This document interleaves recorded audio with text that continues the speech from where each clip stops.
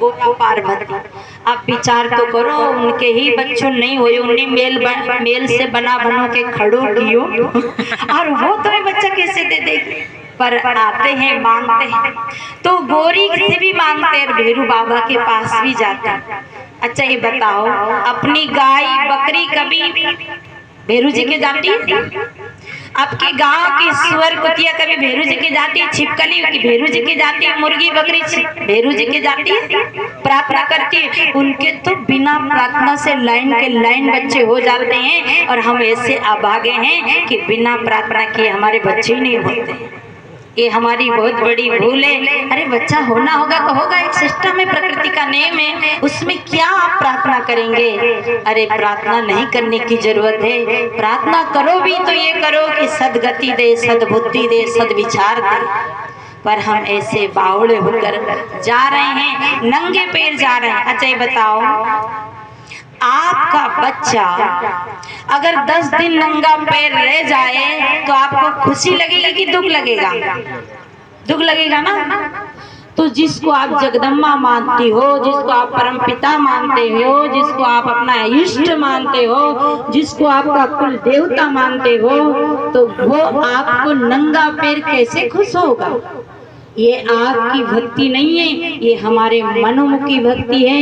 याद रखना, भक्ति करना तो गुरुमुखी होके करना, मनोमुखी भक्ति से कभी कल्याण होने वाला रावण ने भक्ति की थी, पर रावण ने मनोमुखी भक्ति की थी। कहते हैं शीश काट काट चढ़ाता था, ऐसे कहते हैं। और ऐसे भी कहते हैं कि रावण के 10 शीश तावे। बताओ, छोटो सो बच्चों सोनोग्राफी में बढ़ जाते है, थोड़ो मोटो हो जावे पेट में, तो डॉक्टर क्या कहे कि ऑपरेशन के बिना नहीं होगा। मैं झूठ तो नहीं बोल रही, बोलो माता। पीछे वाले भले ही मत बोलना, इधर वाले भी मत बोलना, हमारी पार्टी बोलना बोलते झूठ से कोई मतलब ही नहीं। और रोटियां भी यही देवे। इनके कमरे में, इनके घर में, इनके मकान में आसन मिलता है, इससे इनसे ही मित्रता हो जाए तो बस बन जाए हमारा काम। तो देखो, कहते हैं कि रावण का कितना मुख था? 10।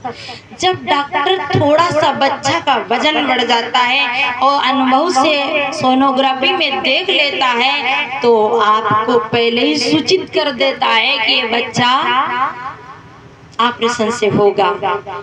तो जिस रावण के 10 मुख था तो कैसे हुआ? ऑपरेशन की तो लिखी नहीं। अरे 10 मुख का मतलब है रावण ने 10 बार अपना शीश अपने इष्ट के आगे चढ़ा दिया था। अभिमान का शीश पर फिर फूट जाता था।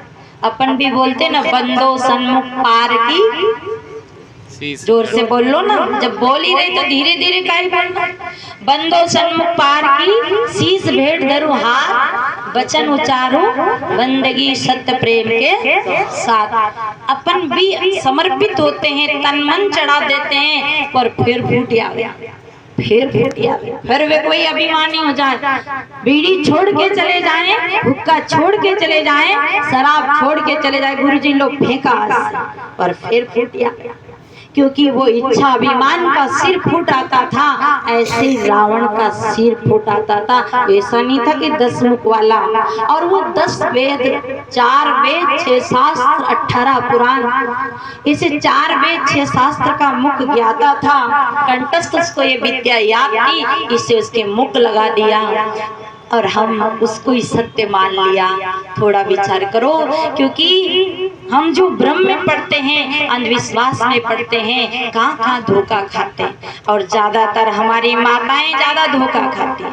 अच्छा एक बात और बताऊं, अपने खोपड़ी पे 1 घंटा पानी चढ़ा दे। थोड़ा, ये कहानी नहीं है, रामायण भागवत में नहीं लिखा है। हमारी खोपड़ी पे 1 घंटा पानी चढ़ा दे, 2 घंटा चढ़ा दे, 4 घंटा चढ़ा दे, 8 घंटा चढ़ा दे, तबीयत बिगड़ेगी कि नहीं? अगर हम 15 दिन पानी पानी में रह जाएं, बोलो, तो तबीयत बिगड़ेगी ना? तो शंकर जी की भी तो खोपड़ी है कि नहीं? खोपड़ी पे ही तो चढ़ा था। तो शंकर जी होता तो कहते रे मूर्खों, मुझे थोड़ा आराम करने दो, विश्राम करने दो। रात रात भर जागरण करते हैं, आज यहाँ रात में भजन हुए कि नहीं हुए? हुए भैया? कचौड़ी वाले भाई नहीं हुआ?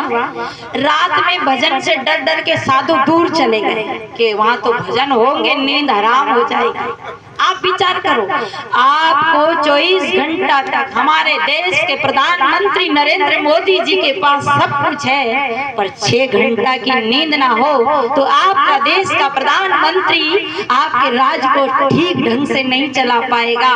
भोजन के बिना चल जाएगा, पानी के बिना चल जाएगा, थोड़ी देर हवा नहीं मिलेगी तो चल जाएगा, पर नींद के बिना नहीं चलेगा, नहीं चलेगा। हमारे पास में जो झालावाड़ जिला में खामखेड़ा है, यही बगल में मेहंदीपुर बालाजी है।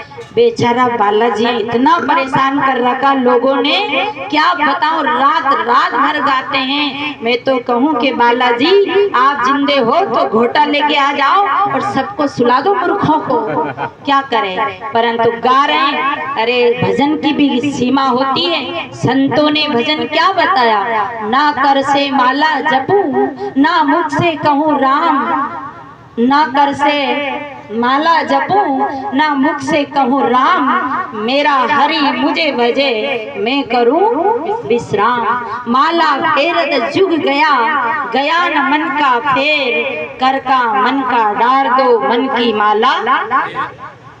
माला तो कर में फिरे, जीभ फिरे मुकमाई, और मनवा तो बाजार में फिरे। ये तो सुमरन, मनवा तो घर में फिरे, दुकान में फिरे, होटल में फिरे, पिकनिक में फिरे, ये तो सुमरन नाई। संतों ने कहा है सुमरन सुरत लगाई के, मुख से कछु न बोल, भायर के पट बंद कर अंदर के पट खोल। और लग रहे ढोल बजाने, हाँ यहाँ भी भजन गा रहे, पर यहाँ सीमित मात्रा में 1-2 भजन का भाव बताने के लिए गा रहे। एक भाई हमारे पास आया, उसने कहा कि हमारी पार्टी खामखेड़ा गई थी।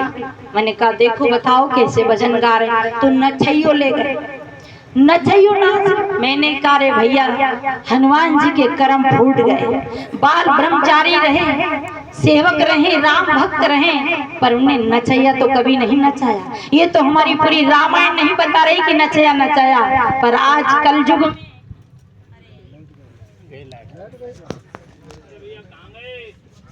समय पूरा हो गया, इसलिए तुम नहीं बंद हो रहे, वो खुद ही बंद कर दिया। तो हमारे कलयुग में क्या कर रहे हैं, हमारे कलयुग में क्या कर रहे हैं, हनुमान जी के आगे नचैया नचा रहे हैं।